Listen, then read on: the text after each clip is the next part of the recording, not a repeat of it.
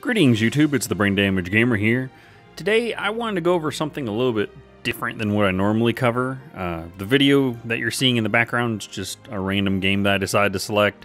I'm probably going to pick one of the more recent Metroidvania games I've been playing. If so, I'll throw the name up on screen of what it is. But I'm going to be talking today primarily about the PC gaming market, and specifically what's been going on with Epic and Steam and all of those wonderful things. First things first, let's go ahead and get this out of the way. Why am I making this video? The reason that I initially became interested in making a video about this is because the developer of Metro Exodus has apparently allowed their publisher, or maybe it was some sort of agreement they had, but the publishers decided to put the Metro Exodus game on the Epic Store instead of putting it on Steam.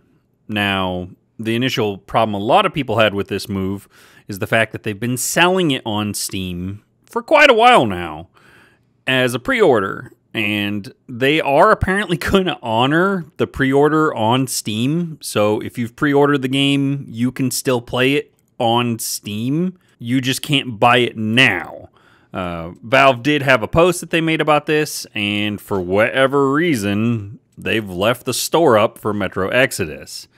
Now, I want to clarify a few things, and that's the reason that I'm making this video for everyone. I want to clarify, number one, what competition means. And I also want to go over why competition's a good thing for us as consumers. People who purchase products, competition usually benefits. And one last thing I want to kind of really go over is I want to say what would need to happen for a true competition to occur in this particular space. So the first thing we're gonna talk about for a second is competition on the PC gaming market is something that we've been sorely lacking for a very long time. Steam has more or less been unchallenged. Valve has not a monopoly, but as close to a monopoly as you can get, just because no one else up to this point has truly provided any form of competition with them. Uplay from Ubisoft is just a buggy, barely functioning mess. People don't like it. People use it mostly because they don't have another choice. And Ubisoft puts out a decent volume of games. Now, in that same trend of thought, though, Activision, Blizzard, the Uplay store via Ubisoft, and Origin via EA only have first-party titles. They don't delve into third-party. They don't have a bunch of indie devs. They don't have a huge market where other people could release their products on. They only release their specific products. And they do that so they don't have to pay the Valve tax or the store fee that Valve associates with people releasing on their platform. It's got nothing to do with them caring about competition. They just don't want to pay that fee. And they've figured, hey, if we make our specific games so that you can buy them directly off of us, then people are going to do so and they'll avoid that little fee. That's it. This lack of competition for Steam has led to a pretty significant problem for the entire PC gaming market. There's stagnation. Valve is not really pushing that hard. Yeah, they have minor updates where they change some stuff and they do some things, but they're not truly developing the Steam platform. They're not focused on improving it constantly. They barely curate it, if you can even call it they're currently doing curation. Greenlight was a mess. The current method of just let everything on to Steam that wants to be on Steam isn't working either. We're getting games that don't run. We're getting games that don't function. And it's causing a lot of confusion for people because Valve just recently hit a new milestone for the number of games on Steam. And so much of that entire library of games has been released in the last 3 years. And most of it's garbage, shovelware. Nobody wants to play, or can play in some cases, because there's games that are released, air quotes, that don't have executable files, which means they won't run. That's not a way that you want your store to look. That's a bad look for everyone involved. Here's the problem, though. Epic has got it in their head that their store is going to be a competitor for Steam. And that's great. If Epic can actually make their store a true competitor, that's going to lead to a general improvement for the entire PC gaming industry. The problem is the Epic Store is missing a lot of features. And it's so much so, it's kind of a running gag on various forums online and Reddit and Imgur and other places. People are posting this particular image, and it's showing all the things that the Epic Store is missing that Steam has. And those are kind of important things. There's no forums. There's no discussions. Epic's like, oh, yeah, we're getting on that. We're getting on that. Well, they still haven't released anything like that yet. They haven't talked about what they're going to do when they release those. How are those going to be moderated? Things along those lines. It's just kind of we promise that we'll eventually do this. There's no community areas. On Steam, you can share photos of random things from the internet or pictures directly from in-game with friends or post them for the public to look at. You can create guides, and those guides could be all typed out text. They can be text mixed with photos. They can be links to YouTube videos. There's all sorts of options so that while you're in game, you can look up more information about the very game that you're playing easily without having to go and pull up a separate browser or anything like that. It makes it a very easy to use community space within games on Steam. One of the other big things that Epic is missing and has said that they're not going to change probably is their review system. They're making reviews opt-in only, meaning a developer or publisher can say, I don't want people to be able to review this game. Now, anyone that's played some of the garbage that's popped up on Steam knows that you can very quickly have a game that looks good and turns out to be just a huge mess, and it can be from third parties, little indie publishers and developers, or it could be from huge AAA industry people that you would think would know how to make a game. Perfect example, Arkham Knight. That game was a horrible mess at release. Without reviews, people wouldn't have known that and would still have just continued merrily buying it unless they went and looked on other places to see what the reviews said about the game. By putting that in the storefront without giving the developer or the publisher an option for that, it forces them to be held accountable for the quality of their game. And people are like, oh, well, what about review bombs? As much as Valve hasn't really done much for the Steam storefront, that is one thing they have recently shown is they've given you the ability to look at the history of a review on a game. Now, this works to show you, hey, all of the negative reviews are within the last week. And before that, it was tons and tons of positive feedback. As a consumer, though, I personally think that review bombing, while it's not exactly the nicest thing to do, also helps show publishers and developers when their consumers are not happy with their move. Example, the Metro games, apparently everyone is review bombing the previous games now because of what Deep Silver's done with Exodus. So people are able to show that they're not happy with how the developer's behaving directly in the reviews of the game. A better example would be Payday 2. When Payday 2 added loot boxes, for lack of a better term, they were saves and they did the same thing, where you had to pay to open them, people bombed the ever-living crap out of the reviews for that game. And in doing so, made the developer realize, hey, this is destroying our game. We've really upset the community. And they changed it. They fixed it. They fixed that problem. They removed the paid drills that you had to get in order to open up those saves and said, hey, we shouldn't have done that, our bad, and they moved on with that, and the reviews went back up accordingly. If you don't give people a place to voice what they think about your games directly in the storefront, people will find other ways to put that information out there. So developers may think that they're, getting one over on us by being able to avoid having to deal with negative press when the game's got problems. They're not. They're just making it so people have to vent in different areas. And it's still not a good look for the developer or the publisher of a game to do that. Another big problem the Epic Store has is it's just kind of got a clunky interface. It's hard to group up with people and chat with people in a way that's easy and rapid and quick to do.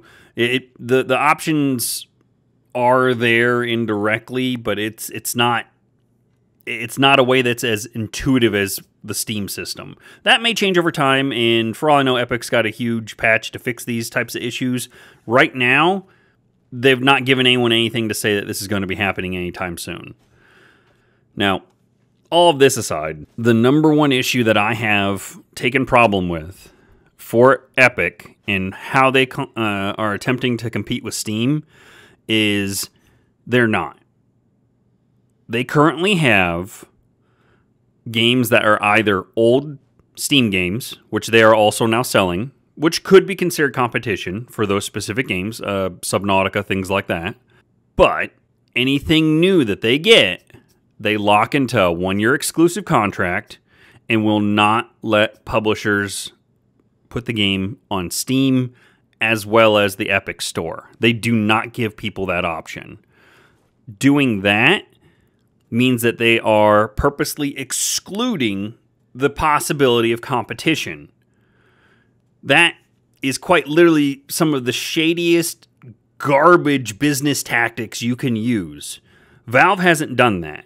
People were able to sell games that were on Steam. You could sell them on your website. You could sell them, as an example, on your own platform. Uplay sells the same games that Steam sells because Steam's not excluding them from doing that. There's games on Good Old Games, Humble Bundle. You can buy them directly if they're DRM free. You can buy games that are on Steam other places because Valve's not locking them into only our store, damn it. And Epic is attempting that very shady practice of splitting the community. Games that were able to be released on Steam. Perfect example, Metro Exodus works on Steam. It's going to be available release day on Steam because it will work with Steam. There's no reason for it not to be on Steam other than Epic locking Deep Silver into this contract in a very, very shady, dirty backdoor method. And it's not looking good for them. Every time something like this happens, the online community is quite literally outraged. I've gone to dozens of different places on the internet related to PC gaming, and everyone's almost exclusively saying the same things. I'll see 100 posts before I see one where someone says, well, it's not that big of a deal. Get over it. It's just a different store. Ha ha ha. But there'll be 99 posts saying, what the hell, man? This is garbage. And the reason people feel that way is because it's not competition when you remove a location to sell something.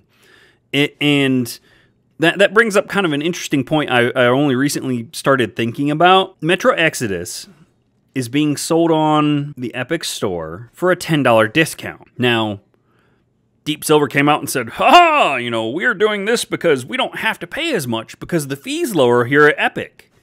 Now, one of two things is going on here. Either the executives at Deep Silver are complete and total morons because they don't have competition going on. They're selling this game exclusively on the Epic Store. So why would you randomly lower your game $10?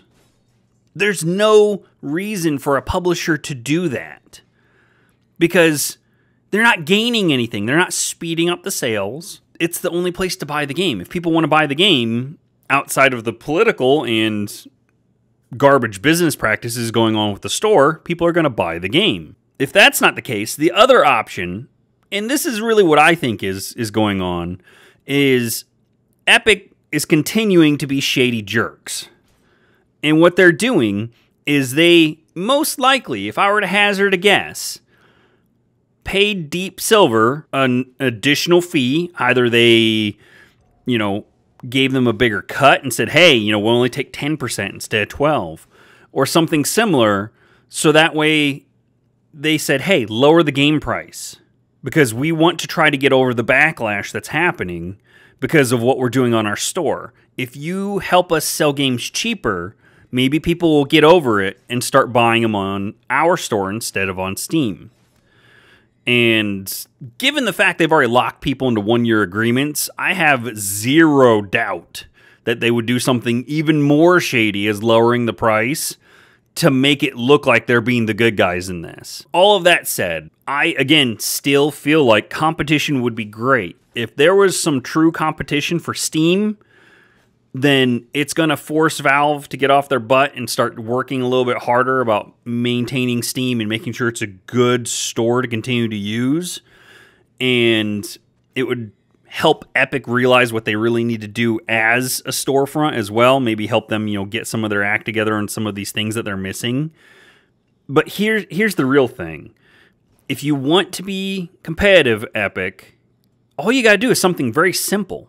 Number one, let games be sold on Steam at the same time they're being sold on your store. I know it's counterintuitive. You want to take everything and keep it and hoard it yourself and nobody else gets any. But just hear me out for a second. If you do that, if you let Steam sell a game at the same time that your Epic Store is selling a game, if you go to those publishers and developers and say, hey, since we're going to both be selling this, how about you offer it for a permanent discount, much like they're doing with Exodus, of either, $5 or $10, and we will, take our 12% or whatever. But if you have a slightly lower cut on our store, maybe it'll sell a little better on our store. And whatever, backroom deal you did with Deep Silver, feel free to do that again too to lower the price. But if you actually have it on both storefronts at the same time, you'll be actively encouraging competition without upsetting the entire PC gaming consumer base. You won't be the villains anymore. You won't be the bad guys. You'll be the store that's offering the same game cheaper if someone wants to go that route. You can still carve out your little slice of PC gaming and become a viable competitor for Steam. Now, what that would probably do is, again, make Valve look at things like, do we really need 30%? Do we have to take such a huge cut of the money from people when they sell on our store? Yeah, they have other options where, if you sell X number of copies, then we're going to lower how much we take. That's great and all, but they do need to look at indie devs and people that sell a lower volume and start giving them a bigger discount, to be perfectly honest. Because tiny indie devs are the ones that should really be getting the big discount, not the huge mega corporations. Nobody cares about them because they're going to release their games regardless. I will personally say right now, just looking at the forums for Metro Exodus, you've not made any good friends there, Epic. You've quite literally turned off a huge percentage of the consumer base that were interested in buying this game. And I feel it's pretty safe to say that you're doing that for all of the games you're locking in with a one-year agreement like that. You're not going to get as big of a piece of the pie as you're hoping you're going to get. You're just going to continue to upset the consumer base you're trying to lure into your store. And I don't think long-term that's what you really want. I think you want to be a competitor. And if you do, you might want to back off on this one-year lock-in agreement stuff. It's not working out for you. And I think it's going to continue to get worse, to be perfectly honest. Because, let's be perfectly frank here, even the Fortnite money is going to eventually start running out. Ask the developers of PUBG. Bluehole can tell you all about what it's like to lose huge percentage of your player base. Anyway, these are some of the thoughts that I've had about this entire debacle. If you think that I'm right on this, throw a comment down below talking about what you think I got right. If you think I'm wrong, do the same. Tell me what you think I am wrong about with this particular issue. I always find it enjoyable to be able to look at the comments and see different opinions and different views on what's going on with the gaming industry. But as always, I am the Brain Damage Gamer. I would like to thank everyone for watching. If you like the video, feel free to hit like. If you want to see more content like this, feel free to go ahead and hit subscribe. Thanks again for watching. Game on.